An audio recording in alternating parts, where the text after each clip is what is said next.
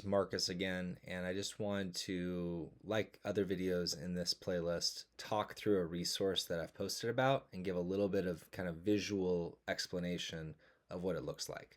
And today's focus is on these collaborative slide decks. So in front of you, you'll see that I've got this template that's got thoughts, questions, epiphanies, and if you click through it, you've got different slides that are blank, as well at the very beginning you have a sample slide filled out. So what this looks like in our classroom and is I would give students some sort of reading, whether informational text, introductory text, and they're looking for thoughts, questions, and epiphanies, and that's actually using Marissa Thompson's TQE system, something we use in our classroom. And they do that independently. Then they come together as a group and they have to decide what were the most important thoughts, the most important questions, most important epiphanies, and each group's assigned a slide. So they would add their names at the top. Then they would, along with adding the names, they would decide what were not just everyone's thoughts and questions and epiphanies and their big idea word. These are all systems in our classroom, but which ones are the ones they want to present as a slide. I would usually assign roles where some people are doing the writing, some people are editing, some people are timekeepers, etc.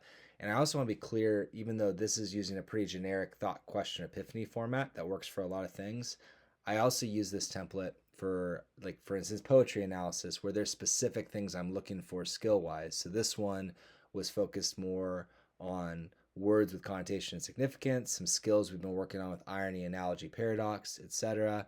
And you can see like actual students filling these out. These are the actual groups that filled it out, blanked the names out. This one, they added some pictures to have some fun with it. So format wise, it can really work for a lot of things. Why I love it is that it is a different way of kind of doing like collaborative posters or even jigsawing that teachers use, but it's more of, not only is it digital, it's now sustainable, and it's something that we can circle back to as a resource later as a class.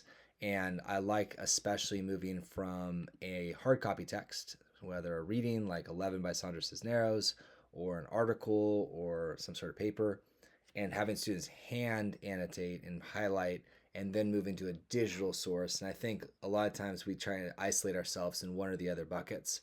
In my mind, this is a really good marriage of starting on paper but moving to digital, and then that digital collective tool is something you can use later on, just like this became almost a study tool later in the unit with this poem by Ada Limon, The Leash. So hopefully that's helpful. If you have questions about it, let me know, but also remember I've linked in the description resources of me talking through it as well. So hopefully you enjoy the system and have a good rest of your day.